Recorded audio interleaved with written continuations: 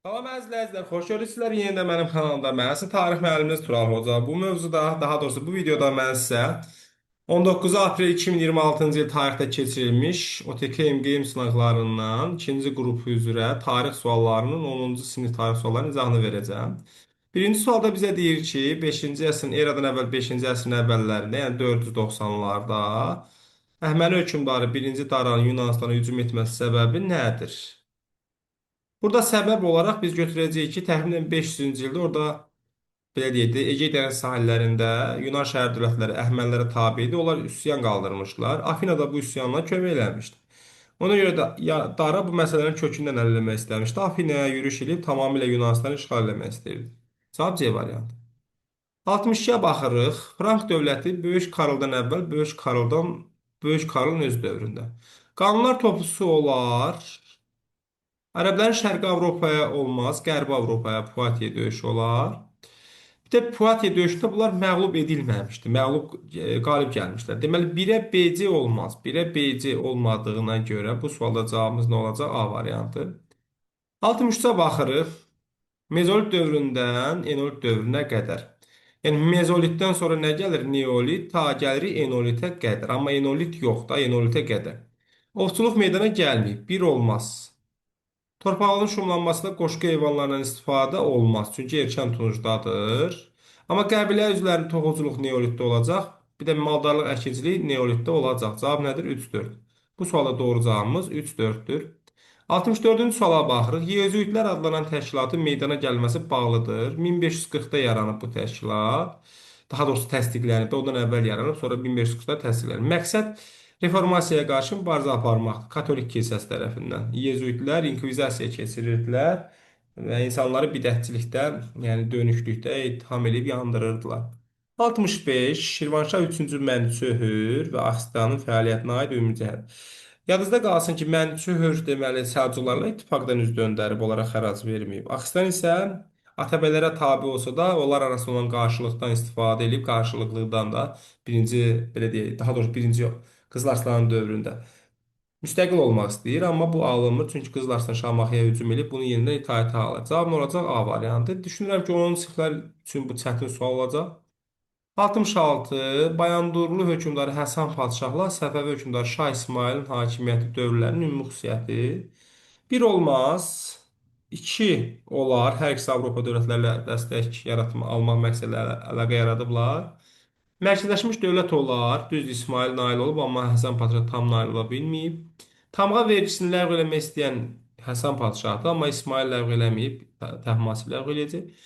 Şeybanilər İsmayılda olar, Həsən Padşahda olmaz. Doğru cavabımız 2-3 Y variantıdır. Növbəti sualımıza baxaq. Növbəti sualımızda deyir ki, Şah Abbasın hakimiyyətə gəldiyi ərəfədə, yəni 1587-də nə baş vermişdir?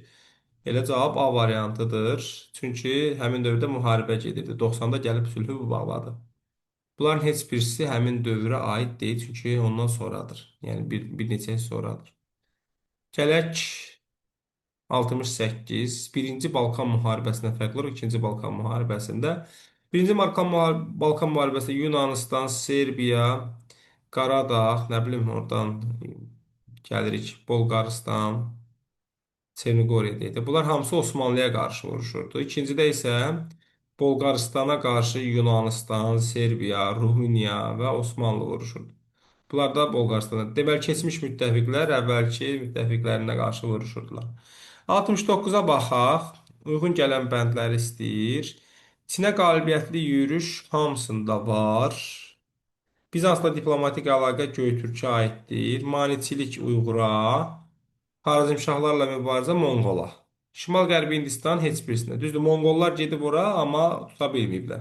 Deməli, bu sualda B, C, D, A. B, C, D ardıcılığı isə Y variantındadır. Növbəti sualımıza baxaq. Böyük Moğol dövlətinin qızıl əsri. Qızıl əsri Əkbərin dövrüdür. Əkbər Şah. Əkbər Şahın dövründə iqtisadiyyatın inkişafını təmin etdi. Cizyə buna aid deyil. Cizyə bundan əvvəl ləğv olunub. Vahid ölçü çəkini götürmək olar, vergini götürmək olar. Həm də iqtisadiyyatdır burada. Sosial. İcazə verilməməsi. Bu səhvdir. Çünki verilirdi. Deməli, Dehlidə icazə verilmir. Moğolda icazə verilib yerli əhaliyə, hindulara. Ölkə ərazisində İslamın məcbur yayılması. İslam dininin məcbur yayılması da bu da Dehli Sultanlığına aiddir, Böyük Moğola aid deyil. Amma cavab nə olacaq? Bərabərliyin təmin edilməsi. Yəni hindlilərlə müsəlmanlar burada bərabər hüquqludular. Bu sualda cavabımız daha doğrusu belə deyək, cavablar 1-ə B, C, 2-yə isə yalnız C, C variantıdır. 71.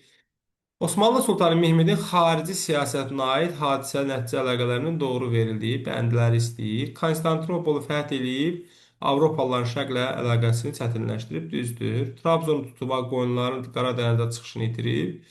Bu da düzdür. Otlug belində qalib gəlib Təbrizi tutmayıb. Bizansı varlığına son qoyub Ədirnəni paytaxt eləməyib. Uzun Həsənə qalib gəlib Fatih ləqəbini almayıb. Bu sualda doğru cavabımız 1-2-B variantıdır. 72-ci suala baxırıq. Elxani Qazan xan ticarət sahəsində qismən nizam-intizam bərpa etdi. Dikta torpağıdırsa bu torpaq islahatıdır. Yamdırsa rabitədir. Vergidirsə bu vergi islahatıdır. Bu da din islahatıdır. Təbii ki, ticarət islahatına aid olan nə olacaq burada? Vahid pul sistemi yaratmaq. Baxaq, 73. İşarələnmiş şəhər hansı şəhərdir? Gəncə şəhəridir. Gəncə şəhərinin sonuncu Salari hökmdarı İbrahimin dövrünə aid olan xüsusiyyəti nə olacaq? 971-də ərazisində Şəddadilər dövlət yaradacaq. Kələxana Şamaxıdadır. Monqollar tərəfindən deməli İbrahimin dövrünə gəlib çıxmaz. Azərbaycan bəylərbəyinin mərkəzi cənubda Təbriz olub. Bir də sonra Ərdəbil olacaq. Əsas Ərdəbildir, sonra belə deyək də, hə də Azərbaycan bəylərbəyi Şah Abbasın dövründə 1593-də, orada da Ərdəbildir. Əhalisi bütün vergilərdən azad olunan şəhər İbrahimin dövründə deyil, Abbasın dövründədir. Burada Ordubad, Naxçıvan və Dərbənddir. Növbəti sual 74-dür. Atropatenadan fərqli olaraq Albaniya. Hə, cavab burada A bəndə olacaq. Çünki Ərəb xilafətini Albaniya görüb, Atropatena görməyib. Quldar hər ikisi quldardır. Atropatena cənubdadır, fərqli olmaz. Əhalisi Yunan tanrılarına sitayiş etmişdir. Atropatenanın da belə deyək, əhalisi biraz yarı tanrı. Belə deyək də, orada Herakl var da, Kripto abidəsi. Ona görə tam fərqlilik götürə bilmərik biz. Romanın işğalçı hücumlarına qarşı hər ikisi mübarizə aparıb. 75. Samur və Şahdağ döyüşləri. Biri 1460-dır, bu da 1488. Hər ikisində Səfəvilər kimlər vuruşub? Şirvanşah və Qaraqoyunlu. Burada Səfəvilər vuruşub. Şirvanşah və Ağqoyunlularla. Deməli, hər ikisində Şirvanşahlar Səfəvilərlə vuruşub. Cavab B variantıdır.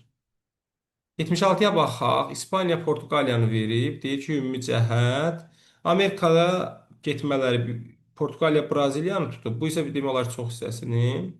Erkən orta əsrlər olmaz. Bunlar klassik feodalizm 11-15-ci Rekonquistlərin gedişində yaranıblar. Sonra baxırıq nəyə? Göyçülərin hücumlarına qarşı mübarizə olmaz. Şərqə doğru xas yürüşlərində bunlar olmaz. Böyük coğrafi kəşflərdə bəli fəallıq olub. Deməli 1-5 olacaq cavabımız. Nə olacaq? Y variantı.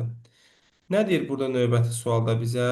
Deyir ki 1720-1730. 1720-30. Osmanlı əsarəti altında olan Səfəvi ərazilərində yerli feodalların idarəçilikdəki vəziyyəti necə olub? Bunlara xırda vəzifələr veriblər. Neft quyularıdırsa Bakıdır. Orada Baryatinsk orada qeydiyyat almışdı. Bu ruslara aiddir. Tamamilə uzaqlaşdırılma olmaz. Bakı Abşeron ruslardaydı.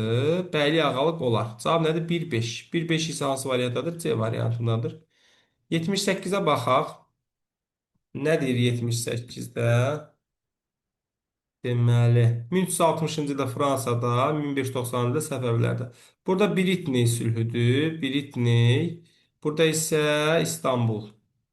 Hər ikisi müharibədən vaxt qazanmaq üçün bu sülhü bağlayıb. Cavab A variantı olacaq. 79-da nə deyir? Abbasilər sülaləsinin Azərbaycanda həyata keçirdiyi tədbirlər. Ərəb-Xəzər müharibələri bunlardan əvvəl başlayıb. Can vergisi gecit olmaz. Cavanşir müstəqil siyasət yürütməsi. Cavanşiri bunlar görməyib. Çünki Cavanşir öldürülüb 681-də. Bunlar 750-də hakimiyyətə gəlib.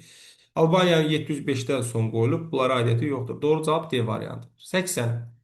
1420-ci illərdə Teymurilər dövlətinin Azərbaycan üzərində yenidən nəzarəti ələ keçirməsinə təsir edən amillər. Burada cavab nə olacaq? Qara Yusifin ölümü, Qaraqoyunluların məğlub edilməsi 1421 Alaşkert döyüşündə. 81-ə baxırıq. Nə deyir? 1180-ci illərə nə aiddir? Hun dövləti olmaz, Verdə müqaviləsi olmaz, Səlcuqlar 1180-ə qədər qalmaz. Daha doğrusu 1066-da başa çatdırıblar. Qərbi Göytüklərdən söhbət gedə bilməz. Burada Gürlü tayfası Qəznəli dövlətinin son qoyub. A variantı. 82. Şərq məsələsinin Fransa və İngiltərənin xeyrinə həll olunmasının qarşısını alan səbəblərdəndir. Müqəddəs birliyin yaradılması olmaz. Əksinə elə müqəddəs birlik bir növdə Osmanlıya qarşı hə, müqəddəs birlik 1684-dür, müqəddəs ittifaq 1815-dir. Bir şəkildə hər ikisi Osmanlıya qarşıdır deyə düşünürəm. Hə, müqəddəs birlik də Osmanlıya qarşıdır. Müqəddəs ittifaqda, amma bunun İngiltərə, Fransaya aidiyyəti yoxdur. Lalə dövründə bu məsələyə aidiyyəti yoxdur. Prut müqaviləsində aidiyyəti yoxdur. Burada biraz çaşdırıcı məqam Balkan müharibəsinin başlanması ola bilər. Amma əsas məqam İngiltərənin, Fransanın Afrikada mübarizə aparmasıdır burada. Çox incə bir məqamdır, ona fikir vermək lazım idi. Cavab D variantı olacaq. 83. Şərqə doğru istiqamətlənmiş xaç yürüşlərinin və böyük coğrafi kəşflərin oxşar cəhətləri. Avropa dövlətləri tərəfindən həyata keçirilməsi oxşardır. Ticarət əlaqələrinin genişləndirilməsi də bu da oxşardır. Amerika qitəsi demək xaç yürüşləri olmaz. İşğal edilmiş ərazilərdə xristianlığın yayılması. Demək, İpək yolunun əhəmiyyətini itirilməsi böyük coğrafi kəşflərdir. Burada bir məqam nədir? İşğal edilmiş ərazilərdə xristianlığın yayılması. Bu xristianlığın yayılması 100% şeydə var. Nədir? Deyək ki, böyük coğrafi kəşflərdə olacaq. Amma böyük coğrafi kəşflərdən fərqli olaraq görəsən, bəs xaç yürüşlərində bunlar xristianlığı yaymaq istəyirdilərmi? Xristianlığın yayılması, xristianlığın yayılması burada doğru cavab kimi götürülə bilərmi? Bu tam olaraq belə deyək də, orada düzdür, kilsənin də maraqları var.